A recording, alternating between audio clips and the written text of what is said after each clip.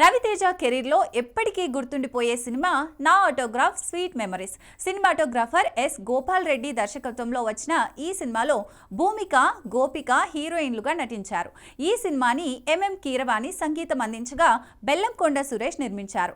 Mass image ఉన్న రవితేజ నటించిన ఈ క్లాస్ సినిమా అప్పట్లో ఓ మోస్తారుగా ఆడింది. కానీ ఇప్పటికీ ఈ సినిమాలోని సాంగ్స్ క్లాసిక్స్ అనే చెప్పాలి. తాజాగా ఈ సినిమా మరోసారి ప్రేక్షకుల ముందుకు రాబోతోంది. ఇటీవల టాలీవుడ్లో రిలీజ్ ట్రెండ్ బాగా నడుస్తోంది. ఈ తరుణంలో నా ఆటోగ్రాఫ్ స్వీట్ మెమరీస్ మరోసారి ప్రేక్షకులను పలకరించేందుకు రెడీ అయింది. ముందుగా ఈ సినిమాను శివరాత్రి కానుకగా రిలీజ్ చేయాలని భావించారు మేకర్స్.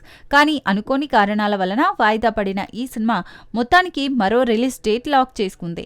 ఏప్రిల్ 5న నా ఆటోగ్రాఫ్ రిలీజ్ కానుంది. రవితేజ కెరీర్లో మోస్ట్ అండర్ రేటెడ్ గా నిలిచిన ఈ సినిమా కోసం ప్రేక్షకులు ఎంతో ఆసక్తిగా ఎదురు చూస్తున్నారు.